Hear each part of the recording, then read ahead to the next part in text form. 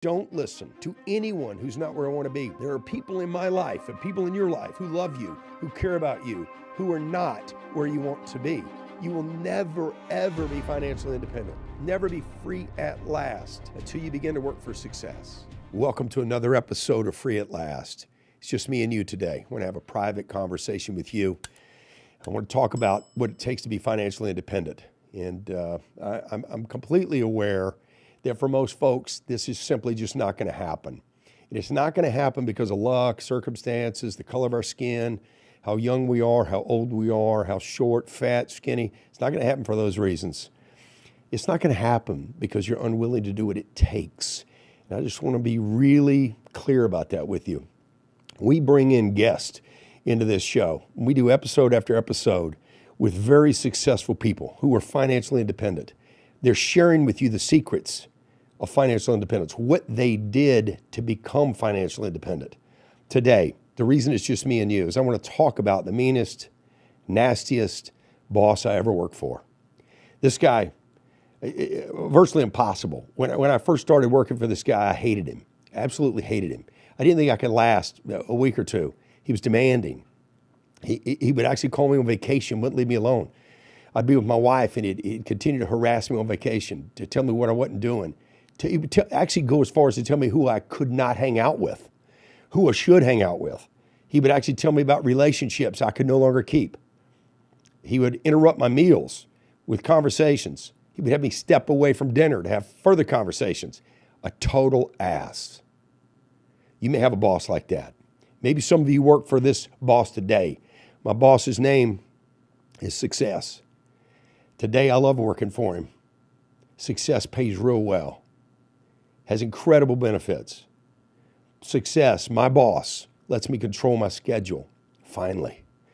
All my dreams are actually happening now because I work for him. Success. He doesn't judge me based on my upbringing, my age. He doesn't care that I'm young or old, the color of my skin. He doesn't get into that. Doesn't even seem to recognize it. It's just not part of the way Success thinks. All he wants is all I have, and that's enough. Doesn't care how smart I am either, as long as I put in the action. He demands discipline. I can tell you this, as I get better, he pays better. I don't even have to go in and have a negotiation. I don't sit down for quarterly reviews. As I get better, he pays better. He lets me take care of my family. I now prioritize my life around the things that have meaning to me, and he doesn't care. As long as I pay his price, I get the life I want. We used to fight when I first started working for him. Today we're partners. I look up to him. He makes me want to be better. I promise you, this is the life you want. This is all possible if you will come work for Success. Pay its price. It starts ugly. You got to do the work. Allow your efforts time to compound. Be ruthless in defending your partner. Be loyal to Success and its principles. Be fierce in your accountability. One thing I'll add, Success was with me when I failed. Success knew my weaknesses. He's committed only when I'm committed. He reminds me of my potential. And I listen. I read the books he recommends. I remain coachable. I move at the speed of instruction. Big tip for me. I don't listen to anyone who's not where I want to be.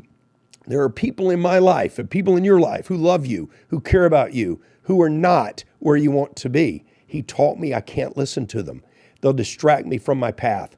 Everything in my life now is dedicated to the price Success demands. It changed me. It became easier for me to follow his commands. Imagine a different life by going to work for Success and paying its price. I want to tell you a quick story. You've all been to Rodeo Drive, I hope. You've at least seen it on television. Maybe you've looked it up on the internet. There's another drive called Worth Avenue down in Palm Beach. It's similar to Rodeo. These are places where people walk and window shop. And they walk, and maybe with their spouse, they hold hands, and what's interesting about these places, and maybe you've been in a different one, but they've got these windows where they push the Rolexes or the Pateks or the Richard Miller watches out into the window. And those windows allow passive passersby to stop and kind of look and dream for a moment about those items. Maybe it's a diamond ring, whatever it is, it's clearly been pushed out into the window box so that you don't have to come in. You get to walk by and kind of window shop. That's where they get the idea from. Well, there's a few people on the planet who walk by and then dare to actually go into the store. They actually dare to go in and take a look at the item. And then there's the salesman who comes to them and says, what can I help you with?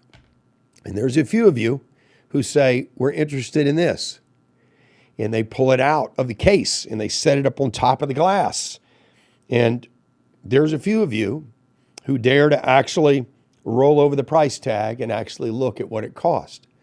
And the reason there's few of you who do that is because there's few of you who are willing to pay the price necessary to have those items. And so most people, this is the same percentage who will never become financially independent. There's a vast majority who simply let the window box be enough. They dream for a second and then get back to reality and continue walking. And they just almost at a point in their life no longer become distracted by the window box anymore. And they actually avoid Rodeo, they avoid Worth Avenue, and they avoid places that remind them of things they cannot have. Then there's a few of you who love these things. They go in, they ask, they roll the price over because they're willing to pay the price. This is what success is all about. Are you the one that goes to the nice neighborhood? Not the one you live in, but the one you want to live in. You go through the gates. You sit back maybe a little bit and wait till the gate opens so you kind of jet in behind the person who actually lives there. And you go through and you look and you window shop and you curb shop. And you sit there and imagine who lives in these homes and what price did they pay to be there. I remember doing this as a kid. My mother, we would leave church, and if we went right out of the parking lot, we were headed home to our neighborhood.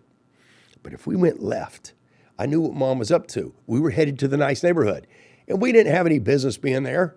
We didn't have any business chasing through the gate behind somebody who actually lived there, but we did that. And I love that we did that. I love that my mom made us do that. And I love that I was in the front seat of the car looking at these homes and looking at these neighborhoods and imagining for myself, what does it take to live here? Are all these people rich? How did this happen? Where does this money come from? These were the thoughts I was having.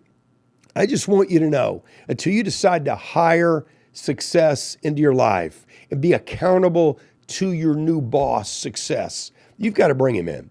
It's you that brings him in. Nobody's going to demand these things of you other than success. You've got to decide success should be my boss. I want it to be my boss. I will pay its price. That's what's required. Financial independence is a journey that begins with this decision. I will pay the price. Once you've begun that decision, it now takes time for your efforts to compound. And that doesn't mean starting and stopping all the time. Where you start and you decide, I don't like this is uncomfortable. I'm changing my mind. I'm quitting and starting somewhere else. This is what most people do. They stop and start and stop and start. They never get momentum. Success requires momentum. Success requires time. And so I want you to understand, make a conscious, intentional decision. Figure out a career that will pay you commissions. Get yourself in a position to earn lots of commissions so that you eat what you kill.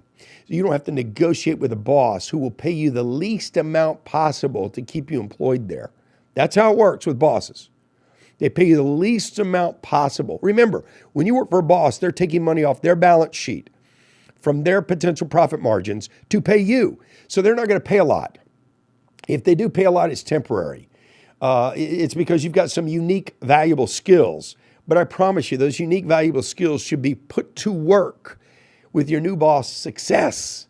And then you begin to carve out your destiny, your life, your dreams, your plans.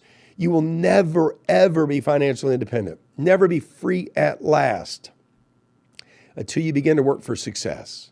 You've got to fire the real boss, the one you're working for now. You've got to fire them. If you're not 1099 employed, where everything that you do, the marketplace rewards you commensurate to that value that you're bringing to the marketplace. If that's not the equation you're involved in, you shouldn't even drive into the nice neighborhood because it's not possible. The people who live behind the gates, the people who go into the Lamborghini dealership, go into the Ferrari dealership, go into the Rolls-Royce dealership, order these beautiful cars and yachts and airplanes and live in these wonderful houses.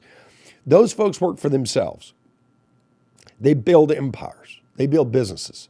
They do not work in a business, okay? The vast majority work in their businesses. And so you've got to get yourself on the right side of the balance sheet here, where you've got a balance sheet and there are people working for you. This is where financial independence begins. Once you get the balance sheet right, when you got yourself in a position to earn commissions, you make success your boss, and it is ugly in the beginning. It's nasty. You're going to fight. Success, remember, was with you when you failed. Remember, success was with you when it wasn't working. Success reminds you that you've made commitments before and broken them.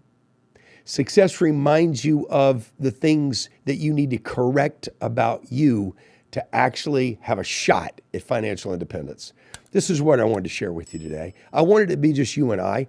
I wanted this to be a conversation we could just have about reality, because I've got lots of guests lined up who are very successful. They're going to share with you what they think their secrets are to be financially independent. I love their stories. We've got several already recorded. We're going to share with you starting next week. But these stories won't matter.